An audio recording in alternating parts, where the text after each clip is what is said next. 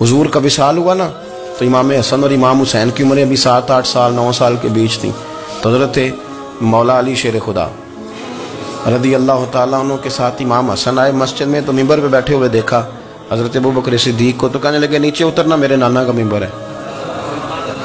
बच्चों को बड़ी पहचान होती है ना अब्बा के कपड़ों की, से पता होता है कि ये मेरे नाना का है, ये मेरे, नीचे उतरो, ये मिंबर मेरे नाना का है। तो हज़रत अली मुर्तज़ा ने जल्दी से पकड़ा और पकड़ के फरमाया जरा हुसैन हसन ये क्या कह रहे हो?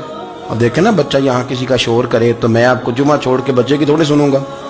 मैं कहूँगा कि भाई ठीक हो गया, बच्चे को ले जाओ, जरा इसे पीछे करो, जुमे के बाद बात करते हैं। लेकिन वो थे ना रसूलुल्लाह के नवासे, और हजरत अबू बकर सिद्दीक अजमत और शान को समझते थे। उन्होंने कहा नीचे उतरिए, मेरे नाने का मिंबर है। तो हजरत सिद्दीक एक बार नीचे उतर के खड़े हो गए। तो एक जुमला, बाकी बुजुर्गों ने भी बड़ा कुछ लिखा है, पर यहाँ एक बात शाह अब्दुल अजीज मुहद्दिस देलवी ने लिखी है। हजरत सिद्दीक एक बार रो पड़े, कहने लगे हसन अगर मिंबर तेरे नाना का है तो अबू बकर भी तो तेरे नाना का ही है ना, ये को बाहर से तो नहीं ना आया, ये भी तेरे नाना का है। तो हजरत इमाम हसन हंसने लगे, फरमाने लगे ठीक हो गया, बैठ जाए मिंबर पे, पढ़ाएं जुमा। समझ आ गई है बात की, पढ़ाएं जुमा। आपकी बात की मुझे समझ आ गई है कि अगर मिंबर नाना का है तो अबू बकर भी तो उन्हीं का है ना जनाब सिद्दीक अकबर। अपनी जिंदगी वफादारी के साथ, गुलामी के साथ, और अदब नहीं छोड़ा एक मिनट के लिए, एक सेकंड के लिए। रसूल कायनात सल्लल्लाहु अलैहि वसल्लम के अगर कोई बेअदबी करता था तो उन्हें जलाल आता था। आपको एक बात बताऊं, गैरत ना इश्क का हिस्सा होती है। हम बड़े शरीफ लोग हैं पर हम कहते हैं सारे काम करना, हुजूर के बारे में बात कोई ना करना, ये नहीं हम बर्दाश्त करते। वो किस तरह का आशिक है कि महबूब के खिलाफ बात भी सुन गए, ये इश्क है, ये तो तौहीन की तूने। हजरत सिद्दीक वो बड़े मीठे बड़े ठंडे आदमी थे। उर्वा बिन मसूद सख्फी बाद में मुसलमान हुए। वो कहते हैं मैं हुदैबिया के मौके पे आया तो मुझे पता था, मैं जानता था अबू बकर सिद्दीक बड़ी ठंडी तबीयत के आदमी है। कहते हैं नबी पाक सल्लल्लाहु अलैहि वसल्लम के गिर्द ना मैंने हाला देखा गुलामों का, कोई हाथ बांधे खड़ा है, कोई पानी का कतरा लेने के लिए खड़ा है, कोई वुजू का बचा हुआ पानी लेने खड़ा है। तो चूंकि वो आए थे काफिरों की तरफ से, तो तनकीद करने वाले को कहानियां बड़ी मिल जाती। तो फौरन उर्वा बिन मसूद सख्फी कहने लगे ए मोहम्मद इब्न अब्दुल्लाह सल्लल्लाहु अलैहि वसल्लम आज ये आपके गिर्द खड़े हैं, पर जब तलवारें चमकेंगी तो दौड़ जाएंगे। तलवारों के सामने खड़ा होना आसान नहीं। तो हजरत सिद्दीक एक बार पीछे खड़े थे, नबी पाक ठंडे मिजाज के आदमी, पर बात हुई थी ना सरकार के बारे में, तो दौड़ के आगे आए और इतना सख्त जुमला कहा, कहने लगे जा जाके लातो मनात की शर्म का चाट, तू कहता है कि हम हुजूर को छोड़ जाएंगे? मैं नबी पाक के बाकी गुलामों की बात नहीं करता, तेरे पास जितने सूरमे है ना तू सारे लेके आ, और नबी पाक के दिफा के लिए सिर्फ अबू बकर की तलवार ही काफी है। तू ला, तेरे पास जितने सूरमे हैं ला मैदान, तू ला ना, तेरे पास जितने सूरमे हैं। तू कहता है ये दौड़ जाएंगे, फरमाया तूने अभी हमारा रुख देखा नहीं ना, तू आ ना जरा मैदान में, तू मैं तुझे अकेले को बताता हूँ कि किस तरह हुजूर का दिफा किया जाता। उर्वा बिन मसूद सख्फी कहने लगे ये कौन है? देर के बाद मिले थे ना, ये कौन है? उन्होंने कहा ये अबू काफा के बेटे अबू बकर सिद्दीक हैं। उर्वा बिन मसूद कहने लगे ये तो बड़ी ठंडी तबीयत का बंदा था। उन्होंने कहा ठंडा ही है, हम शरीफ बड़े हैं पर हुजूर के गुलामों के लिए, और अगर आए कोई शरीर, अगर कोई आए तो चलो किसी दरवेश की गल कर लेंगे। वो कहते हैं इट सिट ते पखड़ा कुआर गंदल, फिर असी और भी बूटियां जानने हैं, फिर हमें सारा पता है, फिर हमें ना सारे तरीके, इट सिट ते पखड़ा, फिर असी और भी बूटियां जानने हैं, फिर ना हम कर लेंगे हल, हमें वो हल करना भी आता है। लेकिन शरीफ उसके लिए जो रसूलुल्लाह का अदब करे, जो नबी पाक की। हजरत सिद्दीक अकबर मुअद्दब तरीन आदमी। कोई बंदा अगर बाहर से आता था ना हुजूर से मिलने, तो उसको पकड़ के कोने में ले जाते थे, कहते थे आप पहले मैं तुझे अदब सिखाऊं कि नबी पाक की बारगाह में जाना कैसे, मैं तुझे बताता हूँ, कहीं ऐसा ना हो तेरे अमाल ज़ाया हो जाए। सांस भी आहिस्ता लेते थे। मस्जिद की सफाई करना, ड्यूटी करना, खिदमत करना, सारा कुछ करना, पर बैठते सबसे पीछे होके थे, सबसे पीछे होके। ये भी उनका ये एजाज था, पीछे हट के बैठना। कोई ऐसा काम ना करना जिससे लोगों को पता चले कि नहीं नंबर मेरा है, पीछे हट के बैठना, पीछे पीछे रहना। अपने वो शोहरत से बचने वाला पीछे पीछे रहता है और जी चाहता है सारी गज़लें उस जालिम के नाम करे। कुछ लोग होते हैं ना, वो पीछे पीछे होते हैं, कहते हैं नहीं नहीं मैं नहीं जी, ऐसा तो है ही कुछ नहीं। मेरे रसूल करीम अलैहि सल्लम का अदब करना, हमने ना सारी जिंदगी सुना है कि अल-अम्रु फ़ौक़ल अदब, کہ جب حکم آ جائے تو پھر حکم ماننا ہے، ادب. اور اس بات پہ ہمارے طالب علم بڑے پکے ہیں. مرید آج کل کے اس مسئلے میں بڑے کہتے ہیں صاحب نے خود کہا ہے کہ خیر صلاح ہے. انہوں نے خود کئی دفعہ کہا ہے جی تسی بڑے سیانے ہو، تانوں مطلب دی گل دی سمجھ جلدی لگتی ہے. انہوں نے خود کہا ہے کہ ٹائم ہو تو آیا کرو. یہ کب انہوں نے کہا ہے کہ مجبوری ہے روز ہی آنا؟ یہ انہوں نے کب کہا؟ ان کو بھی تو پتہ ہے نا مجبور ہے. تو آپ کو بھی تو پتہ ہے نا کہ ان کا آپ سے پیار ہے. آپ اس پر بھی تو تھوڑا غور کریں نا. لیکن ہم مرضی کا کوئی ایک آدھ فکرہ نا، مرضی کا. میں ایک طالب علم یہاں سے گیا تو میرا دل نہیں تھا جائے، تو وہ کہنے لگا جی مجھے حضرت صاحب نے خود کہا ہے، حضرت صاحب نے خود کہا. میں پوچھ کے آیا ہوں.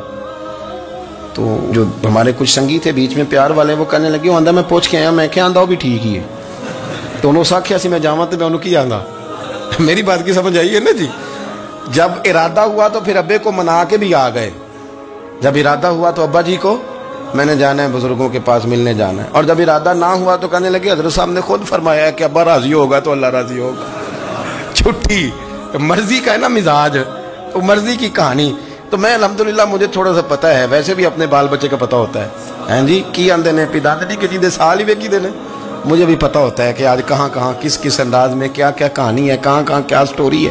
تو کبھی کبھی یہ سارا پیار ہی ہے، یہ بھی سارا اس میں بھی پیار ہی ہے. پتہ چل جاتا ہے کہ کل کہاں سے بات کر رہا تھا اور آج بات کہاں کر رہا ہے. یہ اپنا اپنا مزاج ہوتا ہے نا، اپنی طبیعت کے مطابق چلنا ہے. سنا یہی ہے کہ الامر فوق الادب، کہ جب حکم مل جائے تو پھر ادب نہیں کرنا، پھر حکم پہ.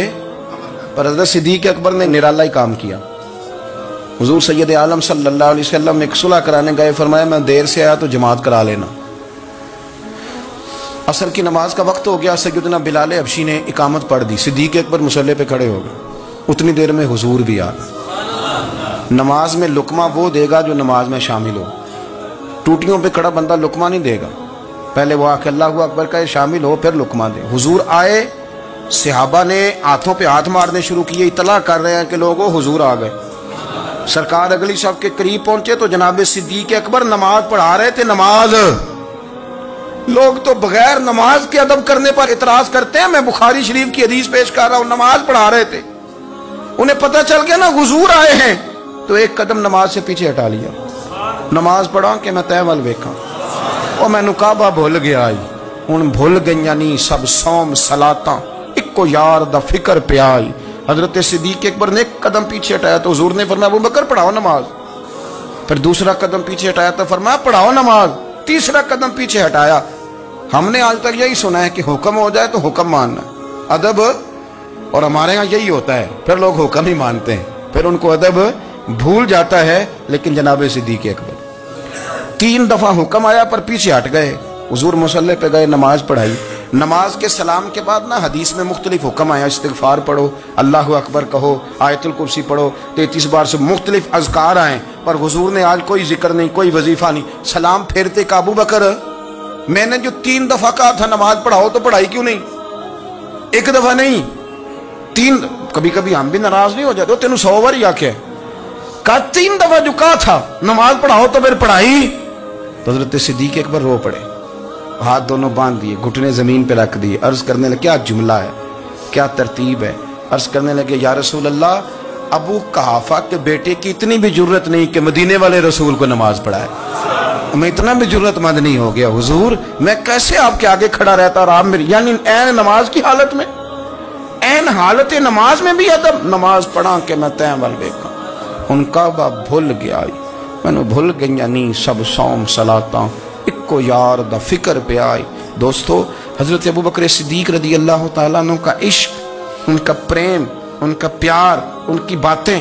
ایک دن نا حضور کے وصال کے بعد اچانک نہ اس طرف جا رہے ہیں، خاصے مسجد سے دور چلے گئے. تو حضرت عمر تھوڑا طبیعت کو جانتے تھے، جناب عمر پیچھے دوڑے، کہنے لگے کدھر جا رہے ہو؟ چپ کر گئے. کیا ہوا، کدھر جا رہے تھے؟ ابو بکر سیانے بندے ہو، امیر المومنین ہو، کہاں جا رہے؟ تو رو پڑے. کہنے لگے ایک دفعہ نا حضور سفر پہ گئے ہوئے تھے تو اس طرف سے واپس آ گئے تھے، تو مجھے خیال آیا شاید اس طرف سے آ نہ رہے ہوں. حضرت عمر رو پڑے. کہنے لگے ابو بکر اب تو حضور نے پردہ کر لیا، جنہاں دے دل بر جانی وچھڑن، کون روے پھر تھوڑا. سب روگاں دا روگ محمد جس دا نام آپ ساری سیرت کی کتابیں پڑھ لیں گے تو ابو بکر صدیق کا وصال کس بیماری سے ہوا؟ لوگوں نے قول کیے ہیں کہ وہ سانپ کا زہر آ جاتا تھا، فلان چیز تھی، لیکن کوئی بندہ وجہ تلاش کر سکا؟ کیا وجہ تھی وصال ہو گیا؟ کیا بیماری تھی؟ کیا تکلیف تھی؟ باقی وجوہات آپ کو ملیں گی۔ حضرت عثمان غنی شہید ہو گئے، حضرت عمر شہید ہو گئے، مولا علی، ابو بکر صدیق چلے گئے 63 سال کی عمر، وجہ کوئی نہیں بتائے گا۔ جب شدید بیمار ہوئے تو حضرت عمر فاروق نے ایک طبیب بلایا، بڑا سیانہ تھا، اس نے سارا چیک کیا تو نباز تھا، کہنے لگا یار کوئی بیماری تو سمجھ میں نہیں آتی۔ تو حضرت عمر تھوڑا سا جلال میں، یرانہ تھا نا، جلال میں کہنے لگے ابو بکر مسئلہ کیا ہے؟ دن بدن کمزور ہوتے جا رہے، نماز پڑھانے کھڑے ہوتے تو ٹانگیں کانپتی ہیں، مسئلہ بتائیں کیا ہے؟ طبیب اتنا بڑا ہے، یہ تو بندہ کا چہرہ دیکھ کے بیماری بتا دیتا ہے، اور یہ کہہ رہا ہے کوئی بیماری نہیں۔ تو حضرت صدیق اکبر خاموش ہیں۔ پھر حضرت عمر کہنے لگے ہم سارے آپ کی وجہ سے چلتے ہیں، لوگ سارے پریشان ہیں، آپ حضور کے جانشین بتاتے کیوں نہیں؟ جب تیسری دفعہ کہا تو حضرت صدیق اکبر کہنے لگے عمر زیادہ باتیں نہ کر، تجھے پتہ نہیں مجھے کیا بیماری ہے؟ نہیں پتا تو میں بتاؤں؟ نہیں پتا تجھے، بول۔ تو جناب عمر رو پڑے، کہنے لگے ابو بکر مجھے پتا ہے، آپ کا دیدار کے بغیر کام نہیں چلتا، وقت نا لمبا ہو گیا، چر ہو گیا، میں ترلے لیندے ہاں، کدی موڑ میرے ول باگا، خواب میری وچ ایک وار دیاں میں ساری عمر نہ جاگا، مجھے پتہ ہے آپ کے مرض کا، پر ابو بکر امت کو ضرورت بھی تو ہے نا۔ تو حضرت صدیق اکبر کہنے لگے بس ہو گئی ہے، اب میری وصیت یاد رکھنا، جب میں دنیا سے جاؤں تو اٹھا کے میرا جنازہ قبر رسول پہ لے جانا، اور پہلے پوچھ لینا کہ ابو بکر حاضر ہے، اجازت ہو تو مجھے دفن کر دینا، ورنہ جنت البقیع میں۔ تو لوگ کہتے ہیں ابھی جنازہ ہی رکھا ہی تھا کہ دروازہ اندر سے خود بخود کھل گیا، اور آواز آئی اب دیر نہ کرو، محبوب کو محبوب کے ساتھ ملا دو، پانی پر میں سہیلیاں رنگا رنگ کڑے، اسی پریا اس دا جانی جس دا۔ میں نے شروع میں ایک بات کی تھی کہ